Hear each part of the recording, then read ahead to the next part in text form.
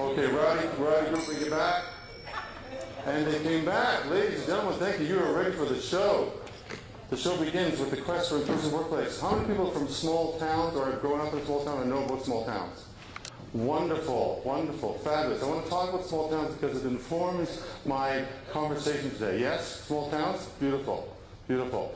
I come from Parrsville, Nova Scotia, population 1,867. And I used to wonder, why was it 1,867? And then one day Mrs. Pettigrew died, and Robert Perry's sister had a baby. And I got it, 1,867, give or take one or two.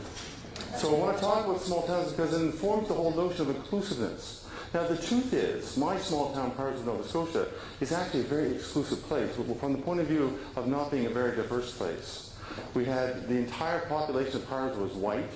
Most of us are working class. There's the mill, there's the factory, so it's all working class folks. And we didn't have a lot of diversity, to be quite honest with you. We had one fellow of color, he was from East India, he was our chemistry teacher, and we had one Jewish man who was our dentist. And that was it for diversity in small town Nova Scotia. So I can't really be proud of the fact that small towns are diverse, but I can be proud of the fact that small towns possess a certain characteristic that I think we could translate and bring into our organizations, our corporations, and our nations, and even maybe a bit deeper into our government.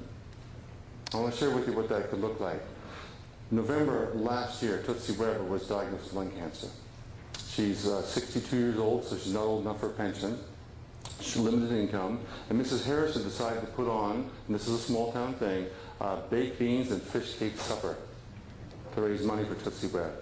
She needed to go to Halifax for treatment, and she didn't have any winter tires, so she needed some gas money, some winter tires. So Mrs. Harrison put on a fish cake and brown bean supper for 300 people at $6 a plate, and there's another 150 takeouts, all volunteer. So Tootsie Weber's getting treatment. She's doing pretty good apparently, and these are all real people. Now, why did she do that? Because when Mrs. Harrison's husband died, Tootsie Weber was kind to her. That's all. She was paying it forward into the community and creating an inclusive community where people's needs, wishes, and hopes and dreams are taken care of. That's an inclusive workplace as well. So the model of the small town community, I think, has some merit, has some value, has something to cherish. And there's a word that goes with this. It's actually an African word. It's called Ubuntu. It's spelled U-B-U-N-T-U, Ubuntu. U-B-U-N-T-U. And it means, I am because we are. I am because we are. That's the conversation we're having today around inclusion, folks. Now, don't get me wrong. Small towns are not perfect places. There is crime, for example. We have RCMP in Parrsville, and just last week there was a guy that was robbed at the liquor store. He went up to the RCMP station. He said, "Look, I've been robbed. I've been mugged just in front of the liquor store. Can you believe it?" And the RCMP officer, of course, was following due protocol. And he said, "Can you give us a description of your assailant?" And the guy thought for a minute and said, "Yes, I can. It was Daryl." And the RCMP continued. He said, "Well, what was he wearing?" So he's wearing a sweater, sort of a red sweater with some animal on it. The RCMP officer said, "I think it was a reindeer that his sister knitted in that Christmas." That's the same one. So calling both cars. People look out for Daryl. So there is a joy of small town living that I think we could export to a bigger community. My mom always said she wanted me to get beyond Newcomb's Bridge. You all have your boundary roads, right? Well, our boundary road in Parrsville was Newcomb's Bridge. You get past Newcomb's Bridge, the rest of the world opens up.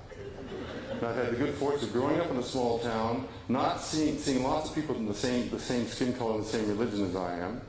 But after I left to go across Newcomb's Bridge, I had the great honor of working in some amazing places. I've been to 20 countries in the world. I've worked with the street poor in Halifax. In fact, in 1985, I participated in a roundtable discussion. And get this, the topic was how we're going to close the food bank in 5 years. That was our conversation in 1985. So I worked with the inner city poor. I worked with persons with disabilities. I worked with kids with the learning disabled challenged kids.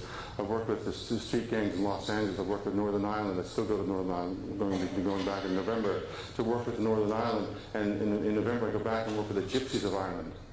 If you want to talk about exclusion in society, the Gypsies have really excluded people. They're very isolated. Thieves, tramps, and thieves. Remember that song from Cher? They got this horrible stereotype. So I work a lot with the issues of inclusion. Now, embedded in that, is diversity. Embedded in that is equality. Embedded in that is equity. And there is a difference, as Crystal's already pointed out. So embedded within the conversation of inclusion is something really powerful. But ultimately, it's about where do we belong? And do we have a place in the world? That's what the conversation is all about. All this diversity talk and all this other stuff is celebrating people's differences, celebrating what they bring to the table, but the fundamental part is they've got to be at the table. So how do we include them at the table? And I'd like to share with you some thoughts and ideas around that.